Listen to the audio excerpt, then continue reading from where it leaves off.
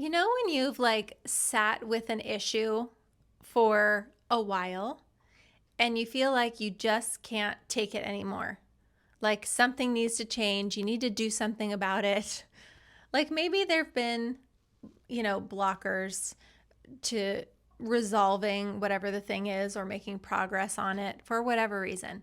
And you get to a point where you're just like, I can't handle it. Like, I gotta do something. And then you feel all of this like energy and urge to like act and do something about it. Yeah, that's what happened for me with this dance room. This is my living room, dining room area of my house, and there's a sunken living room, which is nice. It could be cozy if I wanted that to be like an actual living room space. But what I actually want is for that to be a dance space. So I do have kind of an open concept home for the most part. Um, like I have an open kitchen, I guess, other dining space, family room area. So there is a lot of space there that I could dance, but there's furniture in the way, and it's a different experience dancing in a home area like that versus just like an open space that's designated for dancing. So that's what we're doing here. I'm getting started. I don't have everything figured out yet. I just know that if I want to make this into a dance room, I need to remove the carpet because I want to have wood flooring there. So that's step 1. I know the next step to take. So that's what I'm doing here. So follow along, join me on this, and hopefully I figure it out as I go. Fingers crossed. So I'm going to go to the hardware store. You'll see a clip of my puppy. He went with me. And then we'll go from there. Now, would you just look at this cutie patootie? He's so handsome. I love him. Okay, here are the tools I got. I got this scraper. Hi, Doodle. And then I also got a knife, a razor blade, utility knife with blades. And then I got, what is this? A pry bar. And I already have a hammer, and I hope I have pliers. So I'm definitely a little bit scared. I've never done this before. Can you come here, Doodle? Come sit with me. Yeah, let's talk. Come here, sit with me. Yeah, sit. Oh, good job. Okay. Yeah, I've never done this before. I'm worried about how much dust there's gonna be. So I've gotten different pieces of advice, like, no, I don't need to put plastic up, or yes, I do, like to close off the doorway behind the camera to the rest of the house, and like turning off the AC and putting plastic on the vents, which I tend to be more sensitive to dust, chemicals, strong scents, things like that. So I might do that. Like it's not that much extra plastic, and it probably won't take that much longer, maybe 10 minutes. So I think I will do that. And I'm also just a little bit scared of like, what if I regret it? But then I think, well, this carpet is at least 15 years old. Maybe 25 years old. Like, I don't know when this carpet was installed, but it's definitely been here the whole time that I've lived in this house. And I've had dogs, and this has always been like the workout, dog room, dance room, playroom. And while I have cleaned it, multiple times over the years, maybe I clean it like twice a year, either professionally or I borrow, like a carpet cleaner from a friend. It still gets dirty a lot, and it's also not in line with my vision. Like, I'd like this to be a dance space. I'd like to have wood floor. So the next step I can take is to remove the carpet. So I'm gonna do it, but I just want to let you all know I'm scared. Okay, and then I think I'm also gonna wear a respirator too, just in case. So then I'm like fully protected, and maybe I'll change the air filters too. This might be overkill, but better safe than sorry. Like, I really value my lungs. I love being able to breathe easily and clearly. And I don't want to have like allergies and be sneezing a lot. So I think I'm going to do that. Okay, so I'm going to get the ladder and the plastic and my other tools.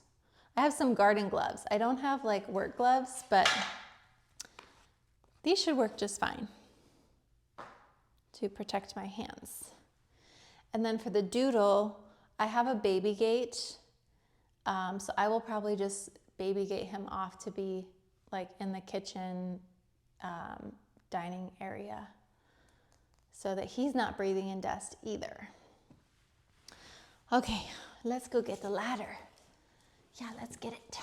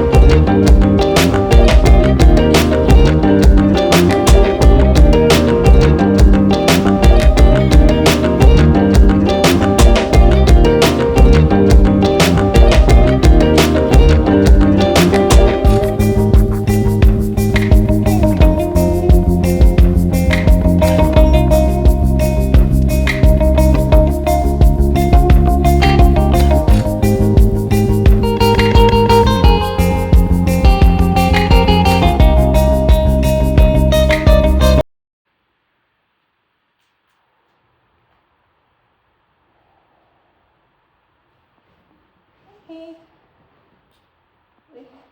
wish me luck. Oh.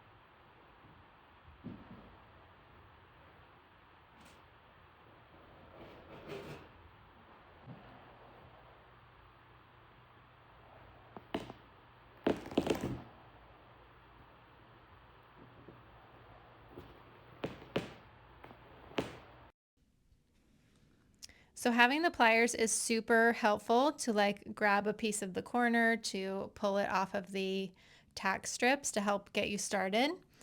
But then after that, I just ditched the pliers and only used those for corner areas that I needed. Okay, so I have some tips for you if you're going to remove carpet yourself too. Number one, it takes multiple cuts, at least for me. Maybe I'm not strong enough. I was trying to like bear my weight into the utility knife, so I'd only have to cut it once, but I did have to go back and cut over the carpet a couple times. And then cutting again to cut the foam underneath so that then I can roll all of that up together in one roll instead of rolling just carpet and then just the like padding underneath. That was really helpful in then getting rid of it because I could fit like a roll or two in my trash can at a time. So that made it really easy to get rid of and to carry out of my house.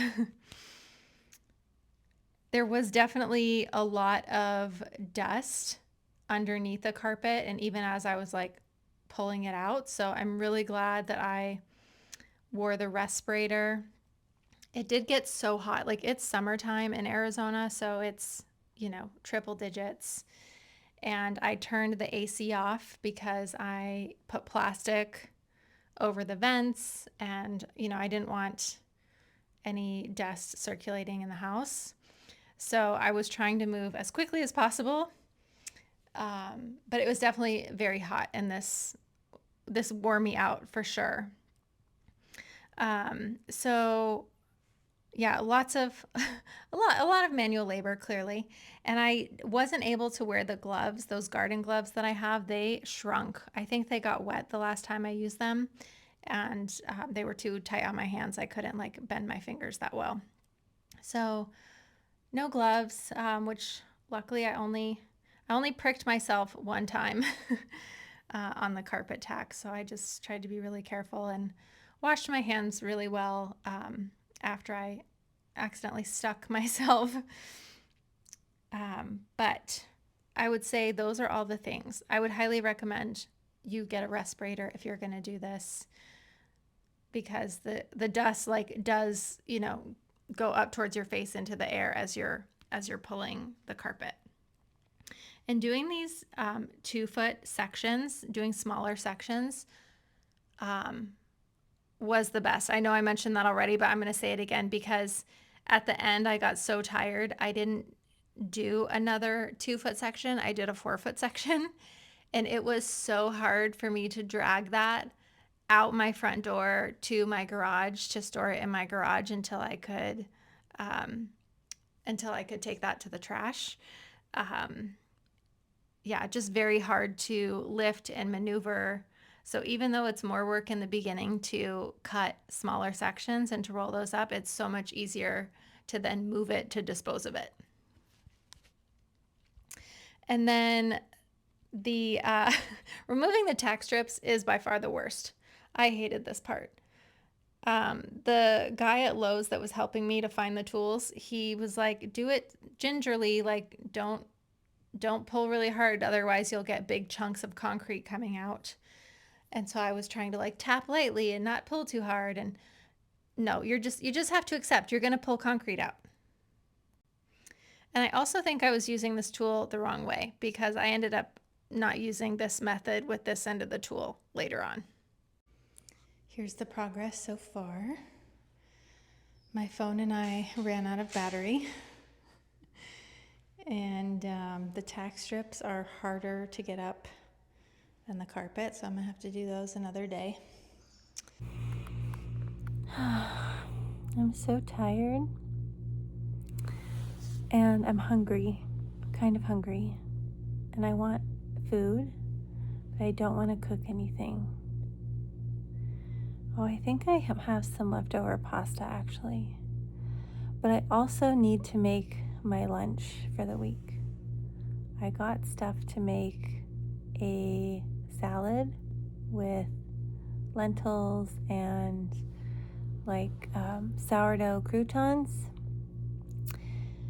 But the recipe that I wanted to try and follow, it calls for cooking the onion and cooking the sourdough bread in a pan to make it crispy into croutons. And then I have to chop up all the other vegetables and rinse the lentils. And I also wanted to make some tofu feta. So that all requires me to be standing and be vertical, and I don't want to.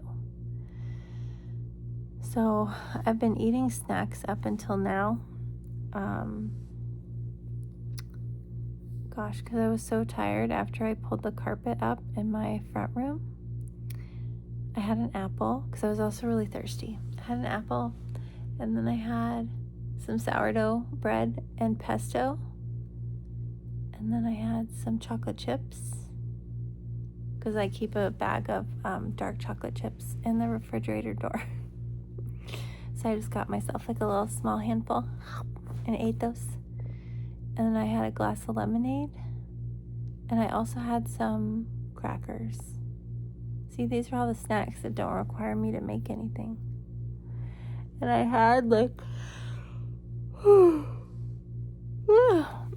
I had leftover mac and cheese for lunch. And I have a little bit more leftover mac and cheese. I could eat that for dinner.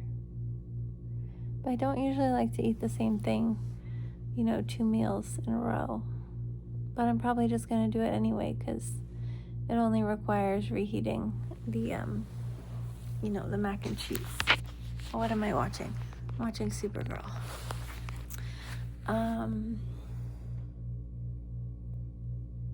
Yeah, this is how girl dinners work because you're like too tired to make anything. I wish I had more snacks, but I try not to buy snacks so that I actually eat meals. But then if I don't have a meal already made, then I'm in trouble. So,